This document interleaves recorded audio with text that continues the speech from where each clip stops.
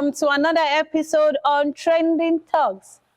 Today we have a very interesting talk. Remember, on Trending Talk, no right or wrong answer, just honest conversation, expressing your knowledge and experiences. Like I said, we have an interesting topic. Recently, we heard that Nigeria has been delisted from the Olympiad mathematics competition, and that brought about the slogan, Olodo Uprising. Before now, Olodo was an insult, but now it became a movement. I don't understand, but that's why we are here. I am your presenter, Precious Ayemere, and with me today is... My name is Timi Lawal. My name is Emmanuel Befu. So, like I said, before now, Olodo was an insult to me, but it's becoming, trending, and it's everywhere. Many people have heard of. How did we get here? Please tell me, how did we get here? Okay, there was a singer by the name of Wifey that went to a podcast, and I went for a podcast, and while I was talking, it coined up this very catchy phrase, because something is very, very catchy. It is. And it has since gained traction. That's how this whole thing started. That's how we got here now. I don't know if you've heard anything about it. Like, Yeah. I first heard it in June. I believe that's when I started hearing of it. But the word Olodo, I believe, is a Yoruba word for dullards, people that are poor, unintelligent.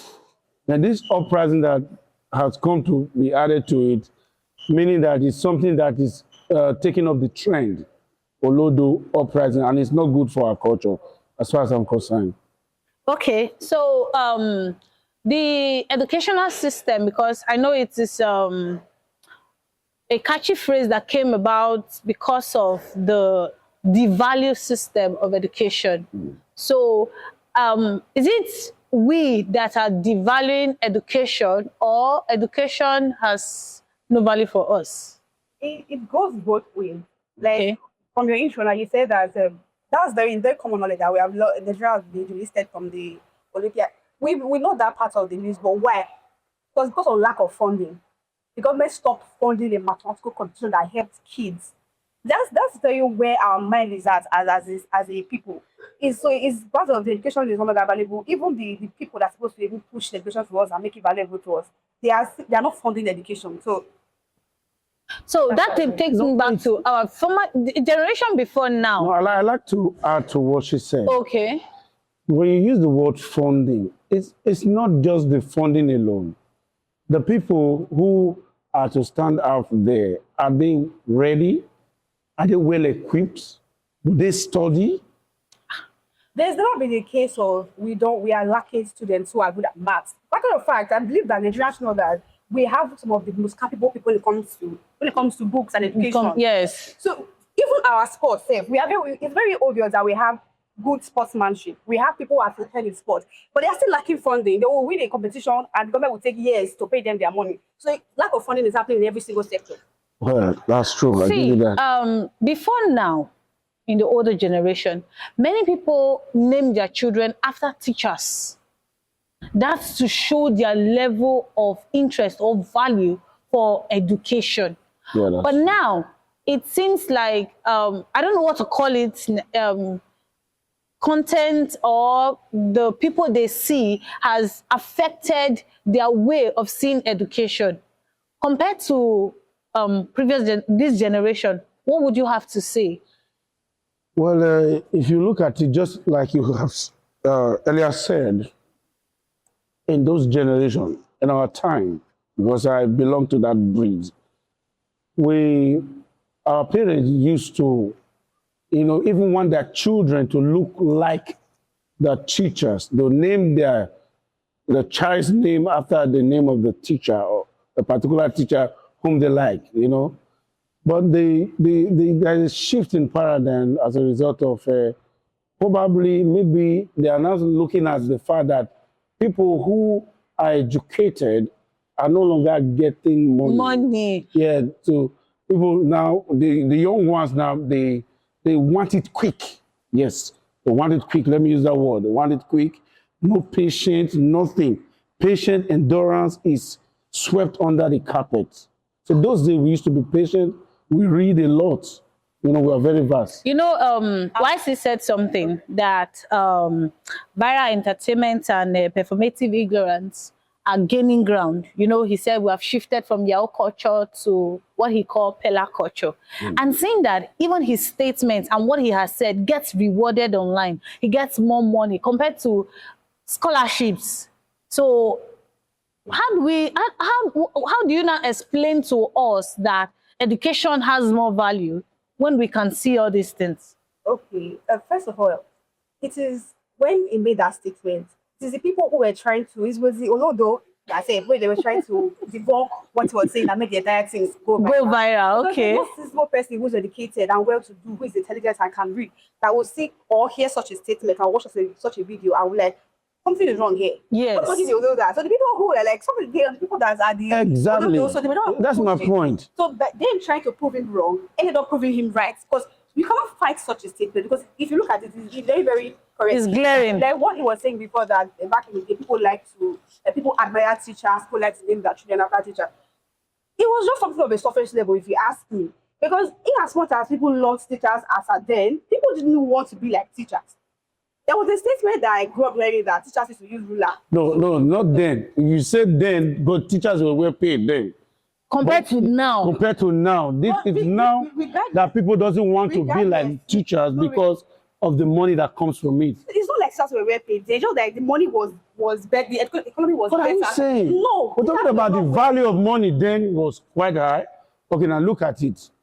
Then any public servant, when I was growing up, I wanted to work as a treasurer. I want to read accounting, probably become a treasurer in one of these big firms. You understand? When I graduated, eventually, I didn't get a job as it were. Okay. Then I had to meddle into being self-employed. But education actually paid off for me because I was able to use my knowledge, to pave my way. That's something, yes. You understand? To start yes. something. But now the children you see now, they don't have that patience to read and to dedicate themselves to function well in this sector. True. I heard something about YC once made one statement that Olodo Uprising was terrible for him, but some persons came out to say that it was young people trying to reclaim their power in economy, in the new economy. And he said the government didn't give jobs. The government didn't give jobs, so they have to look for another way. So if we are saying that teachers were paid and now there is no more job, even if everybody wants to go into teaching, how do we now get the value from it? I still do not agree that teachers were well paid as at the time because they were still paid minimum wage. And the average teachers at the time could not afford a car, could they? Did anybody here grow up seeing their teacher having cars? I think we should not just narrow it to just teachers. Let's use the word white-collar jobs. Or workers then, Yes. true. You know, we are talking about it as in relation to the educational sector. That's why I was mentioning teachers. Yes. But I was saying that it is cool to see them go to school and spend a long hours of time reading and coming back to teach students and being exemplary people for younger generations. Yes. But their life as them was not cool. You love them for what they were doing. They were impactful. They were teaching the younger people, but their life was not cool. Nobody would want their child to be like the teacher. Like I was saying now, you like Mr. Maduka, you can name your child Maduka because of the teacher, but you don't want your child to end up like Mr. Maduka, would you? No, because it's not living a very good life. They can't afford basic things. So it can tell me that it is very good to be a teacher. Of course, I understand that part because they're actually impacting, but still, you want to be like that teacher. I feel that this generation is after immediate gratification. Yes. Yes, that's Because we, I don't want to say we because I'm not that old, but older generation had this mindset that hard work pays and the patient dog eats the fattest bone. Yeah. But right now, it doesn't seem like there's any bone left. So, is it, because I It doesn't seem like there's any bone left. sincerely, I don't know. Everybody is trying to find a way to come into limelight, enjoy the fame, that's get true. money. And then I discovered, I'm trying to think something. Is it the content creation that is causing the problem? Or the audience that are interested in these things? Yeah, what Or is it just a broken system? What do you think is the problem right now? I look at it as a broken system. The broken system that initiated the whole thing. Because if the system were not broken and things were to allow to move the way it's supposed to move, you say that it will transcend naturally.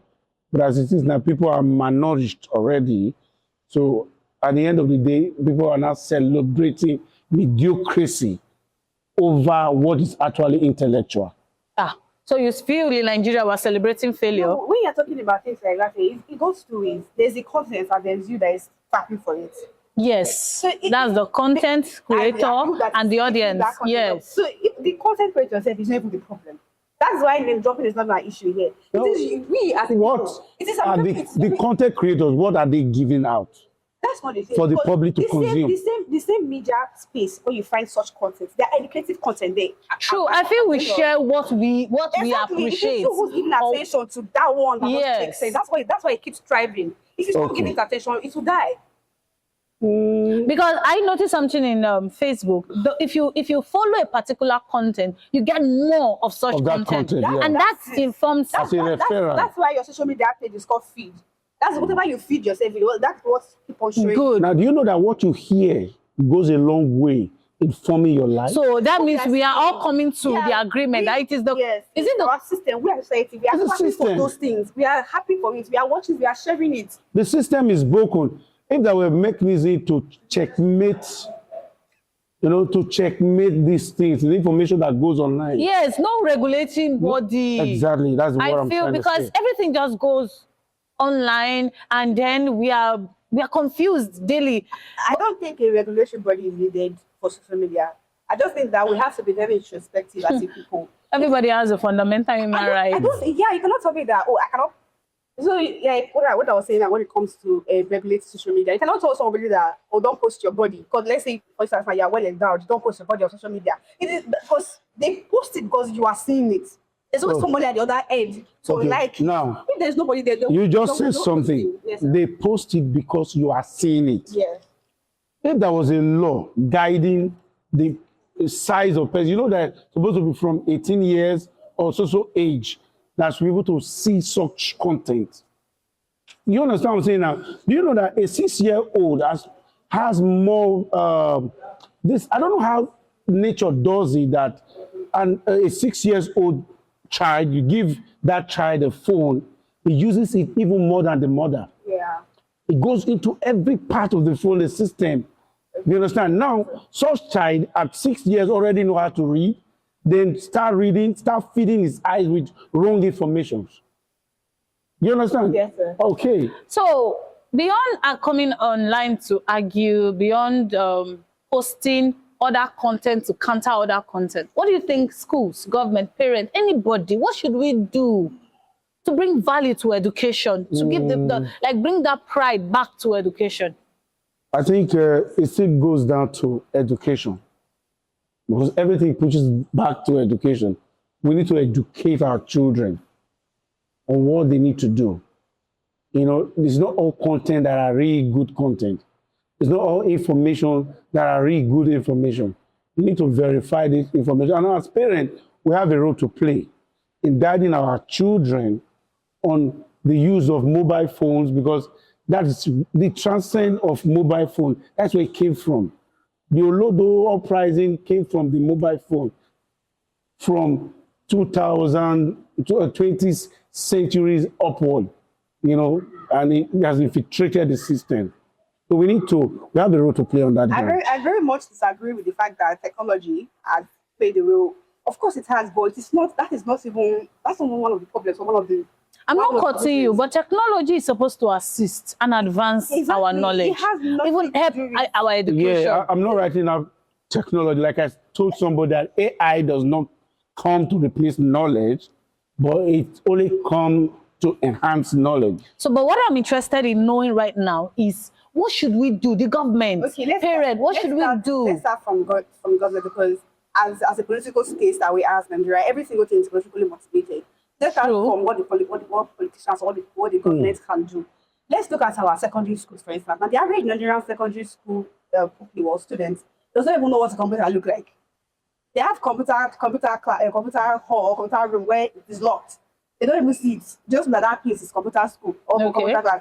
Moving from even secondary school to a tertiary institution, the average Nigerian student does not even understand technology as per like computer and how to. I don't think I'm going to argue with you on No, that. sir, I'm coming. So I think that the role of the government in this aspect is that they have to put measures in place. For government schools or private schools? For all kinds of schools. I mean, especially, okay, let's even take. Okay, that they should all have schools. access Exactly. to But computers. they all have. Our phones are. Thank No, you. that is That's not what I'm saying. That is not your job. That is not your job. That is where we feel as a people. That's where we feel as a country. Everything is not your job. You have a government for a reason. You don't vote for them there to just say you go and buy a phone. If it's just to go and buy a phone, okay, what's Now, the paying tax for? I So think- excuse me, I'm coming. What I'm saying is that the government should provide these facilities for the students. It is very, very important. There are some public schools that when you go that there are students that are outside the window. I've gone to a public school before to register a child and I saw students outside the window because there was no space for them to sit inside the class. That's how bad it is. So how can that child now? Okay, not just facilities. Yeah. There should be regulatory bodies, to checkmate what these children see Yes, sir. online. There are so many content online, positive or negative, that we need to know what is right or from what is wrong. What needs to be fed into our system, into our brain. Yeah. You understand? So that's what I mean. I hope we Yes. come to a time or a point where our certificate goes beyond what is written, our knowledge goes beyond the certificate we present, but what we have to deliver upstairs, what we can express. Thank I you. think that's what I feel would, bring back value to education. Yeah. Because I see some content too, and that's what even brought about this talk. It's trending, but if we don't do our own parts, both parent, school, I just feel we should all put hands together. The government is trying actually, because recently they've made it compulsory that even if you want to lecture in a polytechnic, you must have a master's degree. Okay, that's fine. So I feel there are things we need to do, but I wish we can go on this topic because there's a lot to say. It is not an ended topic. It is not a close-end topic, but we all as parents or as individuals should fight for what is right, what is good, what is educative, and what we will be proud of. Educate a child and we'll build a nation. With this, we come to the end of today's episode on Trending Talks. Until I come your way again next time, please keep building your knowledge. Thank you. I am Precious. I am Mary.